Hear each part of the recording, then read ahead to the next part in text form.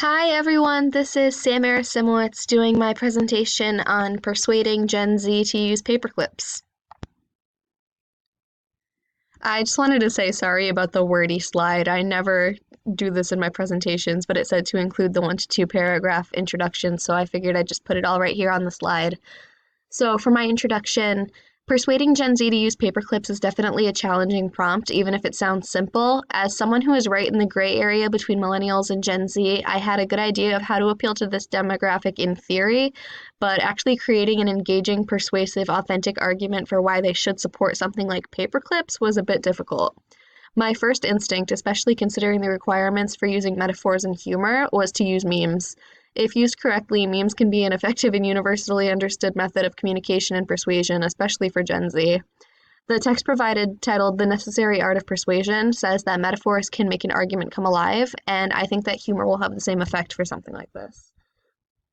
I decided to start with this approach and then move on to a more serious discussion about the benefits of using paperclips that uses the rule of three. Again, I was born in 1998 and I'm looped in with either Gen Z or millennials depending on who you ask. And I know that focusing on things like social and environmental responsibility is an important selling point for people my age and younger. I think the following persuasion approach will achieve its desired outcome because I'm basing my techniques on communicating with a generation that I understand and connect with, which makes it more authentic. What is a paperclip? No discussion on paperclips can be started without remembering Clippy. You may not know Clippy, but it's only important that you know him as your forefather's greatest enemy. From 1996 to 2002, he cursed the screens of endless Microsoft users, offering unsolicited advice and giving people something to be more annoyed at than whatever they were working on. Clippy was Microsoft's perpetual backseat driver, and he's proof that not everything's better when it's virtual. Real paperclips, on the other hand, metal, rubber-lined, oddly shaped, whatever floats your boat, they're a must-have.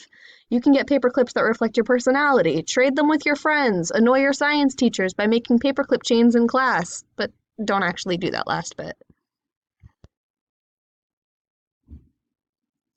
But really, why should we use paperclips? They're a smart, safe, secure way to keep all of your papers organized at school and at home. They're cheap and so simple to use, and they're reusable, meaning they're a lot more environmentally conscious than single-use alternatives like staples, which get thrown out with papers and make it harder to recycle. They also don't damage your papers like staples do. They're safer than staples, too. There's no risk of accidentally getting it in your finger or stepping on one that fell on the floor and getting hurt from it.